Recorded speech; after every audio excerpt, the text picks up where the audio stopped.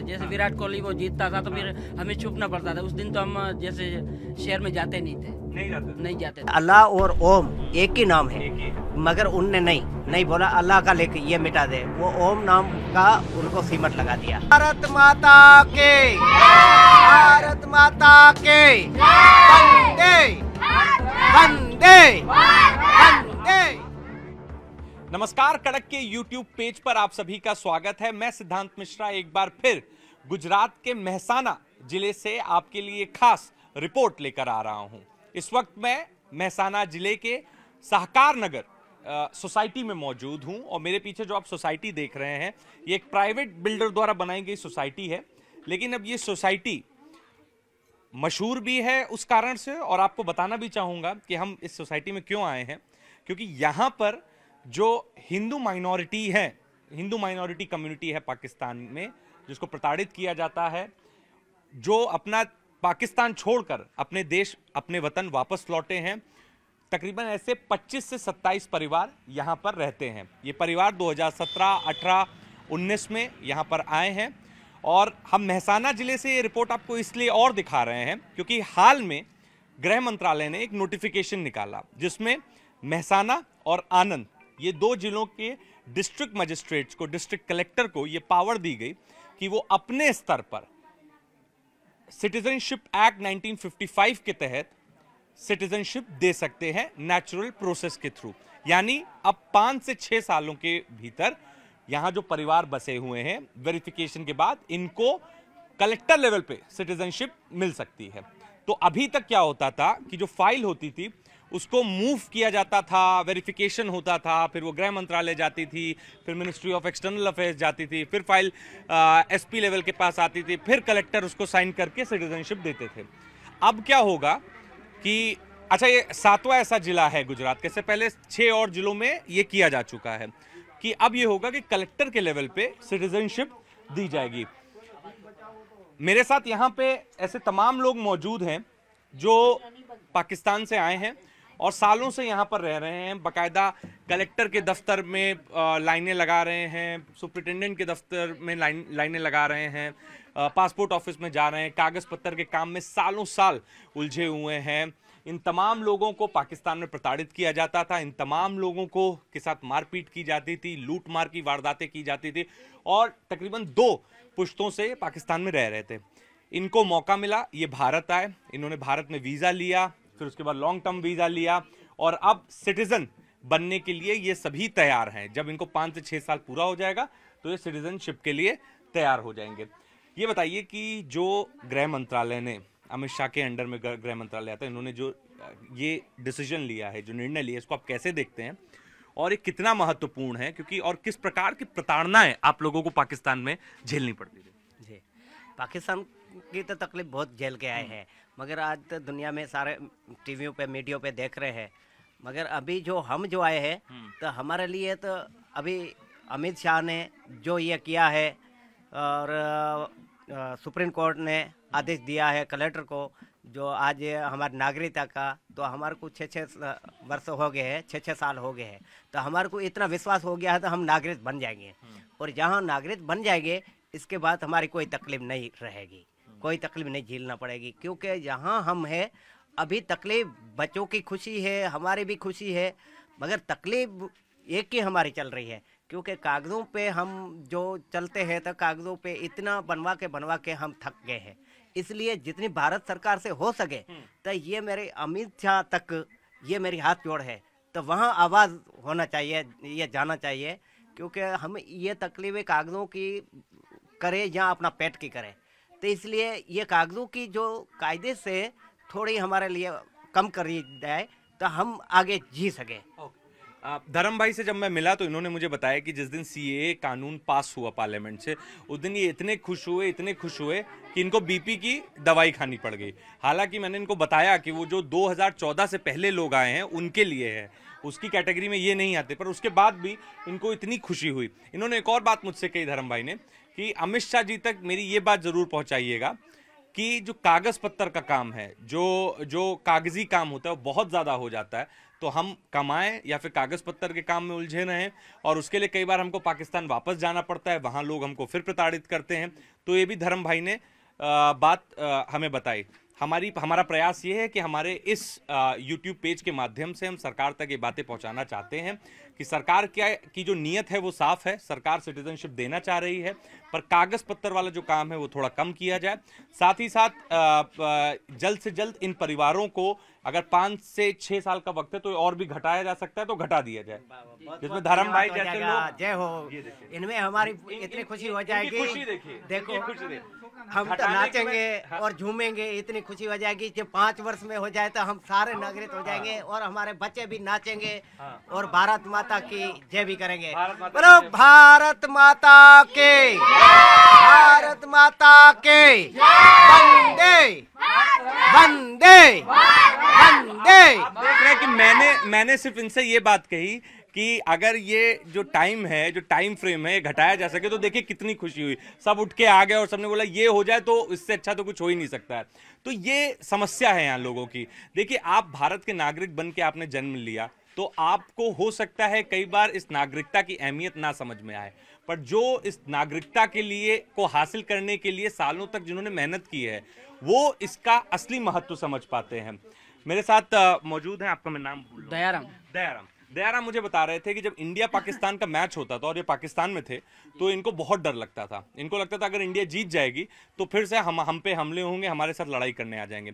और ये लोग क्योंकि कोली समाज से आते हैं, गुजरात के कोली बोलते हैं ना, तो जब विराट कोहली अच्छा प्रदर्शन करते थे पाकिस्तान के खिलाफ तब ये लोग और दहशत में रहते थे, क्योंकि इनको लगता था कि अब कोहली समाज से क्योंकि हम हैं तो कोई न कोई कारण ढूंढ के वो हमारे पीछे आएंगे। ये बात सही है? थोड़ा दर्शकों को बताइए। जी सही बात है। फिर हमें छुपना पड़ता था, जैसे विराट कोहली वो जीतता था तो फिर हमें छुपना पड़ता था। उस दिन तो हम जैसे शहर में जाते नहीं जाते थे। हाँ, तो ये तो बहुत दिक्कत थी, तुम्हें पता है वैसे।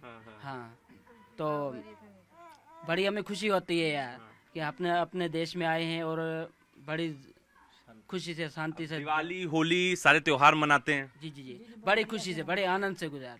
हाँ, बहुत खुशी होती है। बच्चे लोग भी बहुत खुश है, बहुत खुश, मजा आता है। बच्चे लोग भी कह रहा है। हाँ, बच्चे लोग भी खुश हैं, बहुत खुश है, बहुत। और रोजगार का आपके यहाँ क्या प्रबंध है?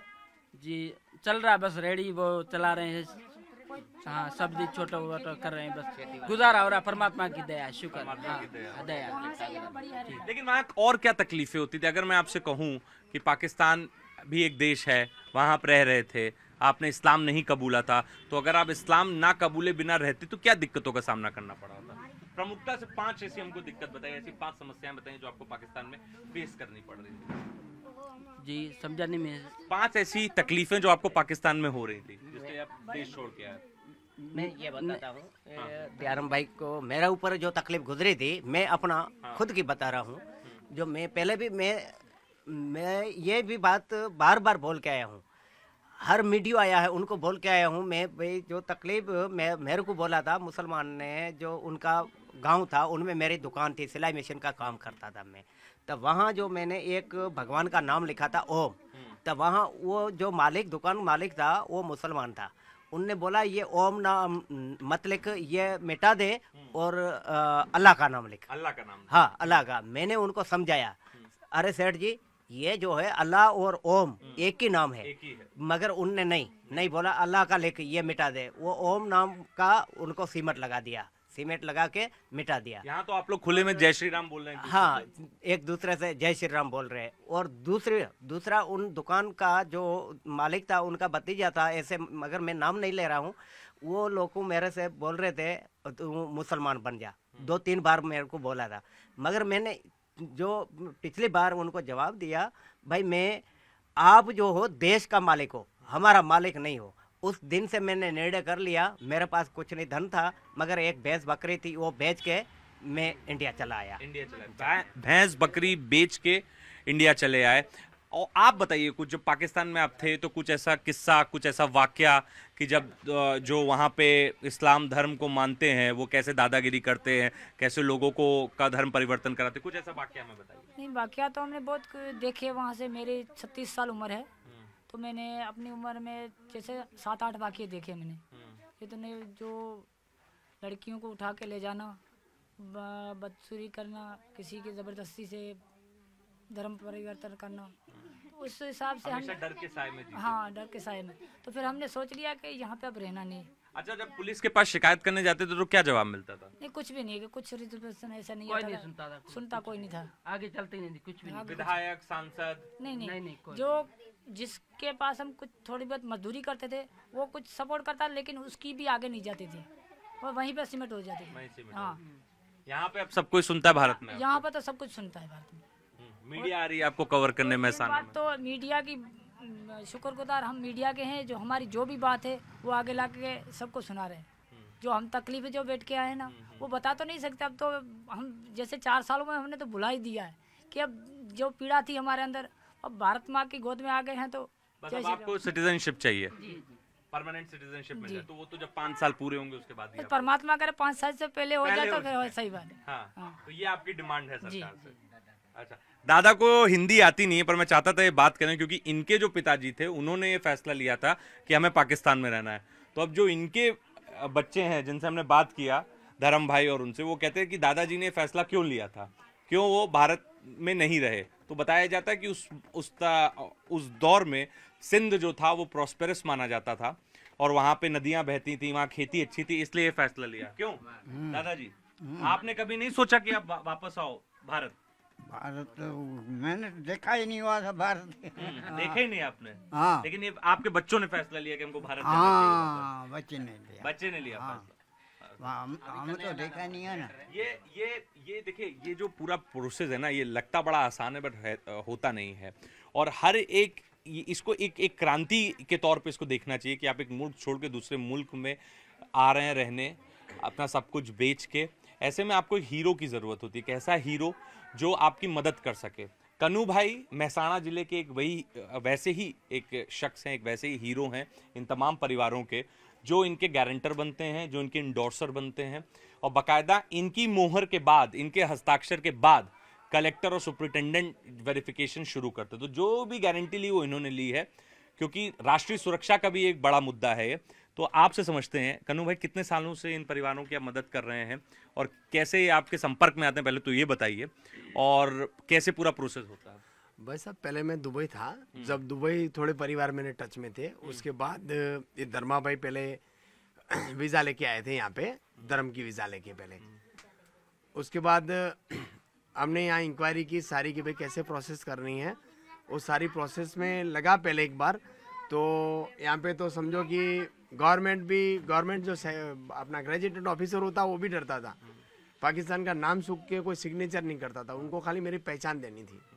लेकिन एक परेश भाई दवाई करके है इधर एडवोकेट, उनको मैंने बताया कि भाई ये मेरे को ये आप जानते हो, ऐसे मेरे को सिग्नेचर करके एक बार दो। फिर वो परेश भाई जो गवर्नमेंट एडवोकेट है उन्होंने सिग्नेचर करके दिया। उसके बाद सबका जिगर खुला, नहीं तो कोई पाकिस्तान नाम सुनता था तो कोई आगे नहीं आता था। राष्ट्रीय सुरक्षा का भी मुद्दा है ना, कल को क्या इंक्वायरी आ जाए, क्या जांच आ जाए, कैसे पुलिस हैरेस करे, इस बात का भी बहुत डर रहता है। बहुत डर रहता तो था, आपने ये जिगर दिखाया, ये हिम्मत दिखाई। हाँ, हिम्मत तो दिखाई, लेकिन जो मोदी साहब और अमित जी है अपने सब, उनकी बदौलत से सारा काम हो रहा है ये। और ये लोग अपने हिंदू है बेचारे, जाएंगे भी कहाँ? पूरे वर्ल्ड में एक ही मुल्क है जो अपना हिंदुस्तान, जो इनका समावेश कर सकता है। जो बात इन्होंने बोली कि हर एक धर्म का एक मुल्क है, और जहाँ उनके ओरिजिन्स हैं, जहाँ से उनके धर्म की शुरुआत हुई, तो जो कन्नू भाई ने बोला, जिस भाव से उन्होंने ये काम किया, गारंटर बनने का, इंडोर्सर बनने का, यही था कि हिंदुओं का एक ही मुल्क है हिंदुस्तान। और इसी भाव के साथ आप आज भी काम करते हैं। हाँ, आज भी विचार है। मैं तो सोच रहा हूँ कि इंडिया गवर्नमेंट ज्यादातर सपोर्ट करे और ये जो ट्रेंड शुरू हो जाए अपना, तो हिंदुओं के लिए आसान हो जाए। क्या शुरू हो जाए? ट्रेंड शुरू हो जाए अपनी, जो ये अपना मुनाबा बॉर्डर है, जो पाकिस्तान की मुनाबा बॉर्डर है और अपनी भगत की कोठी है, जो ट्रेन शुरू हो जाए तो ये लोगों का रास्ता आसान हो जाए, खर्चे में खर्चा। ये लोग कैसे आते हैं वहाँ से? ये लोग अटारी बॉर्डर से आते हैं। अटारी बॉर्डर बस के थ्रू और बस के माध्यम से? हाँ, वहाँ से, यहाँ से ट्रेन से सफर करते हैं, रिटर्न यहाँ से ही आते हैं बेचारे, वाघा बॉर्डर क्रॉस करके। डबल चक्कर पड़ता है। और जो ट्रेन का सफर हो जाए तो खर्च बेचारों को बिल्कुल कम हो जाए। तो ये कहानियां मैं ला रहा हूं गुजरात के महसाना जिले से। तमाम ऐसी प्रोसिक्यूशन की कहानियां हैं जो हमसे इन्होंने साझा की, किसी ने बताया कि उन्होंने दीवार में, धर्म भाई ने बताया कि उन्होंने दीवार में ओम लिखवा रखा था, तो वो ओम मिटवाया गया। बच्चियों को परेशान करते थे। इंडिया पाकिस्तान के मैच जब होते थे तो इन परिवारों को टारगेट किया जाता था। अगर विराट कोहली अच्छा क्रिकेट खेल लेते थे तो इनके साथ झगड़ा करने आ जाते थे। इनके जो नाम भी शायद हाथ में लगे गुदे हुए हैं वो उर्दू में लिखे हुए हैं, ठीक है, क्योंकि ये लोग हिंदी लिखना पढ़ना नहीं जानते हैं, गुजराती में बात करते हैं और हिंदी बोलना ज़रूर जानते हैं। तो ऐसी तमाम कहानियां, इसे मैं मेहसाना ज़िले से एक रिपोर्ट लेके आ रहा हूं उन लोगों को समझाने के लिए जो सीएए कानून पे सवाल उठाते हैं, जो भारत की सिटीजनशिप का को जिसे एक तरीके से कहते हैं ना एक मजाक के रूप में लेते हैं, क्योंकि वो इस देश में जन्मे हैं, उनके पूर्वज यहाँ के थे तो उनको सिटीजनशिप मिल जाती है। पर ज़रा इनके बारे में सोचिए जिन्होंने ज़िंदगी भर संघर्ष किया भारत की नागरिकता पाने के लिए, और अभी भी इनका ये संघर्ष जो है जारी है। धर्म भाई और दयाराम जैसे ऐसे तमाम लोग हैं जिन्होंने कड़क के माध्यम से ये गुहार लगाई है सरकार से कि आप जो कर रहे हैं अच्छा कर रहे हैं, हम आपके साथ हैं, आप हमारे लिए कर रहे हैं, लेकिन जो कागजी पेंच है उसको थोड़ा कम किया जा सके, जिसमें और हम आसानी से अपना गुजर बसर कर सके, क्योंकि रोज़ाना इनको एक से दूसरे दफ्तर भटकना पड़ता है। तो एक ये गुजारिश हम उम्मीद करते हैं कि भारत सरकार हमारी ये रिपोर्ट देखेगी और इसका कॉग्निजेंस लेगी, इसको एक्नॉलेज करेगी। अगर आपको हमारा ये वीडियो, कड़क का ये वीडियो पसंद आया तो इस वीडियो को लाइक कीजिए और सब्सक्राइब कीजिए। कैमरे के पीछे प्रमोद कुमार हैं जो कि इस पूरे सीक्वेंस को शूट कर रहे थे। हम गुजरात से ऐसी ही रिपोर्ट्स आगे भी आपके लिए लाते रहेंगे। बहुत बहुत